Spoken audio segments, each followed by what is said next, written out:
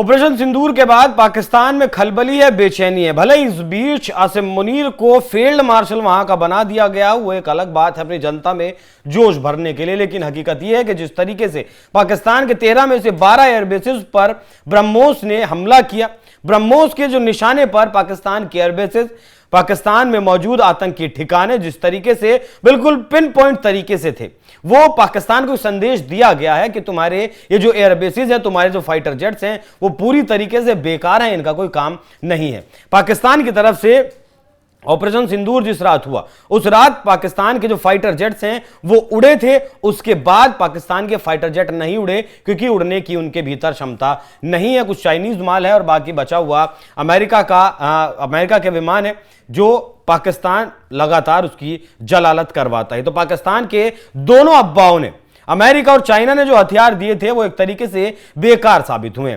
इससे पहले पाकिस्तान के जो मतलब सेना के बड़े अधिकारी हैं, उन्होंने माना था रफेल की ताकत को। उन्होंने कहा था कि हां वाकई में रफेल एक शानदार फाइटर जेट है, जानदार फाइटर जेट है और उसका जवाब नहीं है, बेमिसाल वो फाइटर जेट है। मतलब उनके यहां जो चाइना के और अमेरिका के हैं वो बेकार हैं, उनसे बेहतर रफेल है, भले कितना दुनिया में ये चाइना की मदद से एजेंडा चलाएं, प्रोपेगेंडा चलाएं।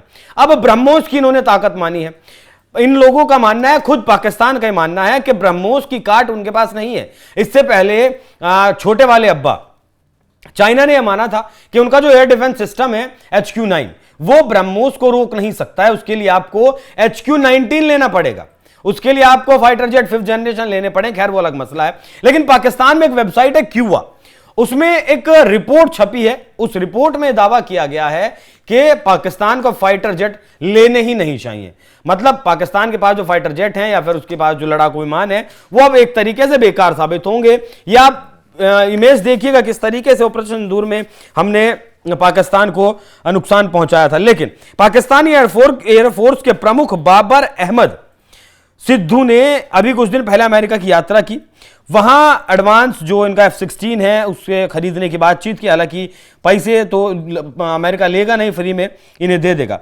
लेकिन इनके यहां जो रिपोर्ट पब्लिश हुई है उसमें कहा गया है कि अनमैन्ड कॉम्बैट एरियल व्हीकल, मतलब ड्रोन्स का पाकिस्तान को इस्तेमाल करना चाहिए।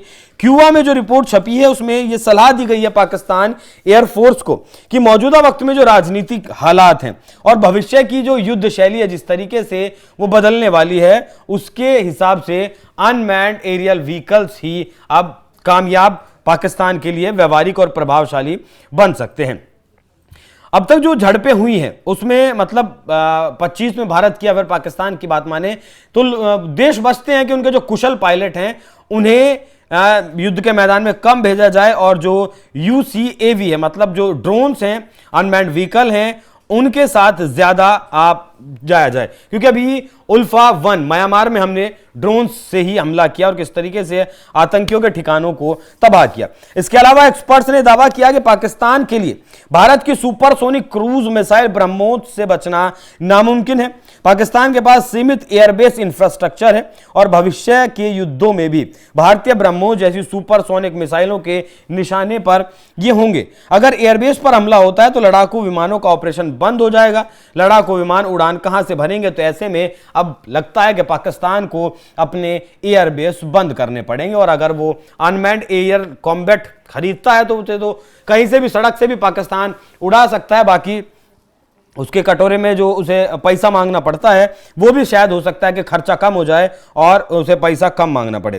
ये जो रिपोर्ट है इसमें पाकिस्तान ने पहले से ही इस दिशा में कई कदम बढ़ाए। ऐसा कहा गया कि कई तरीके की शापर, बुराक, राड, तैमूर जैसी क्रूज मिसाइलें और इनसे जुड़ी सिस्टम इंटीग्रेशन की विशेषज्ञता जैसे AWC जैसे संस्थानों ने विकसित इसके की है। बाकी जिस तरीके से अमेरिका के टैंकों तक की बेइज्जती करवा सकता है, चाइना के विमानों की बेइज्जती करवा सकता है पाकिस्तान, तो कैसी भी क्रूज मिसाइलें या फिर कैसी भी बैलिस्टिक मिसाइलें पाकिस्तान के पास आ जाएं वो उनसे भारत को तो मतलब जवाब नहीं दे सकता है। AI पायलट सिस्टम और ऑटोनोमस कंट्रोल के विकास पर पाकिस्तान को फोकस करना चाहिए। लेकिन पाकिस्तान ये करेगा कैसे?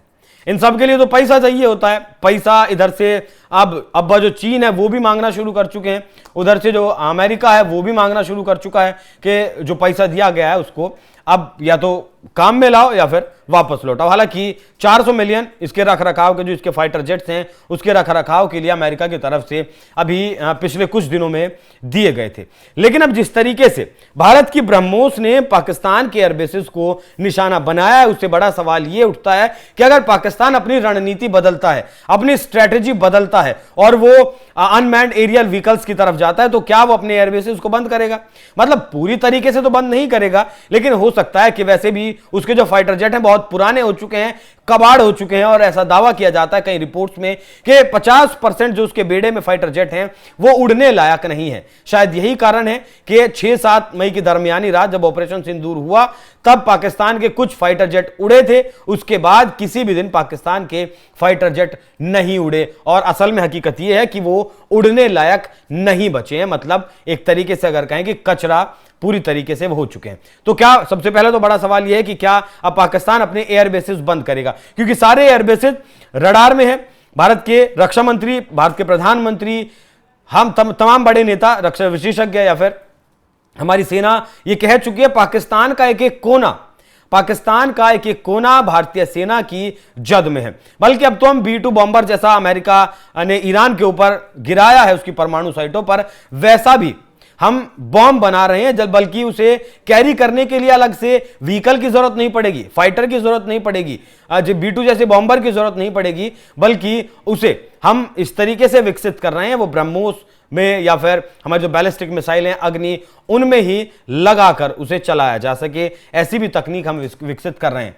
पहला पाकिस्तान के आतंकवादियों को निशाना बनाया, ब्रह्मोस के साथ साथ और भी उसमें कई मिसाइलों का इस्तेमाल किया गया। उसके बाद पाकिस्तान के एयरबेसेस को निशाना बनाया गया। दुनिया को तस्वीरें दिखाई हैं हमने, लेकिन पाकिस्तान एक भी तस्वीर नहीं दिखा पाया है। और अभी हमारे जो NSA हैं अजीत डोभाल, उन्होंने खुले तौर पर पाकिस्तान को और दुनिया को यह चैलेंज किया है कि आप कम से कम भारत में जो आपने आप ढिंढोरा पीट रहे हैं, भारत में नुकसान पहुंचाया है, क्या नुकसान पहुंचाया है, कम से कम एक तस्वीर तो दे दीजिए। अमेरिका के पास इतना मतलब बड़ा सैटेलाइट का जो जखीरा है, चाइना के पास है, तुर्की के पास भी है, पाकिस्तान के पास तो भले कम है, लेकिन ये दोनों देश तो मिलकर मदद कर ही रहे थे पाकिस्तान की। रियल टाइम लोकेशन शेयर कर रहा था तुर्की भी और चाइना भी, ये दोनों देश पूरी तरीके से मदद कर रहे थे, लेकिन एक भी तस्वीर भारत के नुकसान के लोग नहीं दिखा पाए। लेकिन अब जिस तरीके से पहले राफेल की इन्होंने ताकत मानी और अब जिस तरीके से ब्रह्मोस की इन लोगों ने ताकत मानी है, वो दिखाता है कि पाकिस्तानी सेना का जो मनोबल है वो ऑपरेशन सिंदूर के बाद पूरी तरीके से टूट गया है, खत्म हो गया है। और यही वजह है कि अब वो बातचीत के रास्ते पर आने चाहते हैं, टेबल टॉक करना चाहते हैं। शहबाज शरीफ का एक नहीं कई बयान ऐसे हैं जिसमें उन्होंने अलग अलग जगहों का जिक्र किया है कि एक मीटिंग कर लेते हैं, दोनों देश बैठकर चाइना में मिल लेते हैं, सऊदी अरब में मिल लेते हैं। पूरी तरीके से पाकिस्तान भी टूट चुका है ऑपरेशन सिंदूर के बाद। जिस तरीके से हमने सिंधु नदी का जो पानी बंद किया है और अब उस पर क्वार डैम हम बना रहे हैं, भारत सरकार से लगभग 3116 करोड़ रुपए के लोन की मांग की गई है डिपार्टमेंट के द्वारा, जो दिया भी जाएगा। पूरा प्रोजेक्ट लगभग 4.5 से 5,000 करोड़ का होगा। जैसे ही क्वार डैम सिंधु नदी पर बनकर तैयार हो जाएगा, एक बूंद पानी पाकिस्तान नहीं जाएगा। बाकी अभी भी मौजूदा वक्त में जितना पानी हम इस्तेमाल कर सकते हैं, जितना पानी हम इंडस का डाइवर्ट कर सकते हैं, वो कर रहे हैं। और पाकिस्तान में अभी से ही हाहाकार है। तो बाकी पाकिस्तान ऑपरेशन सिंदूर के बाद पूरी ताकत भारत की समझ चुका है। और बड़ा सवाल कि क्या अब पाकिस्तान के एयरबेसेस बंद हो जाएंगे? बाकी आप इसी विषय पर क्या सोचते हैं? अपनी आपकी जो राय है कमेंट कर जरूर बताइएगा। नमस्कार।